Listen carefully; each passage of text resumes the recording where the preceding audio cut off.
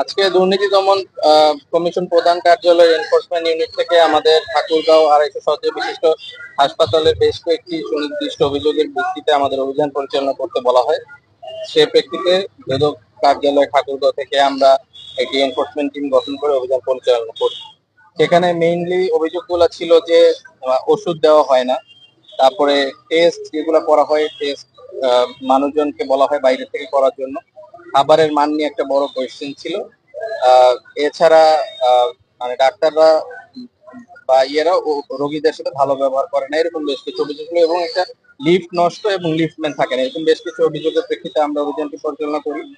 তো অভিযান পরিচালনায় কালে আমরা বেশ কিছু অভিযোগের সত্যতা পেয়েছি।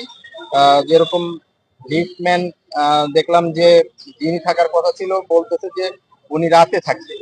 তো আমাদের মনে হয়েছে যে হয়তোবা উনি অন্য লোককে যে ডিউটি করাচ্ছে। তো আমরা এগুলা দাপ্তরিক ডকুমেন্ট গুলো চেয়েছি, ডকুমেন্ট গুলো পাওয়ার পরে আমরা হয়তো বিষয়টা বুঝতে পারবো। এছাড়া আরো যে অভিযোগগুলো ছিল সেগুলোর বিষয়ে আমরা রান্নাঘরে গিয়ে দেখেছি যে তেল যেটা দেওয়ার কথা ছিল, যে তেলের কোনো স্টক নেই। তো খোলা তেল দেওয়া হচ্ছে। আর আমার মনে হয় যে আমরা একটা তেলের স্যাম্পল নিয়ে সেটা আমরা পরীক্ষাগারে পাঠিয়ে দেখবো যে এই তেলটা আসলে কি। তো আজকে যে সামগ্রিক আমাদের অভিযানের ভিত্তিতে আহ, যে তত্ত্বাবধায়ক মহোদয় আছেন হাসপাতালে, ওনার সাথে বেশ কিছু আমরা সিদ্ধান্তে এসেছি যে কি কি করা যেতে পারে। এর মাঝে ছিল যে এই যে রান্নাঘরের মধ্যে সিসিটিভি লাগানো হবে, আগামী 15 দিনের মধ্যে সিসিটিভি লাগানো হবে। এছাড়া এর আগে আমরা একটা অভিযান করেছিলাম, তো দেখেছিলাম যে ঠিকাদার ছিল খাবারের, তো ওনাকে ব্ল্যাক লিস্টেড করা হয়েছিল, কিন্তু এখনো নতুন টেন্ডার দেওয়া হয়।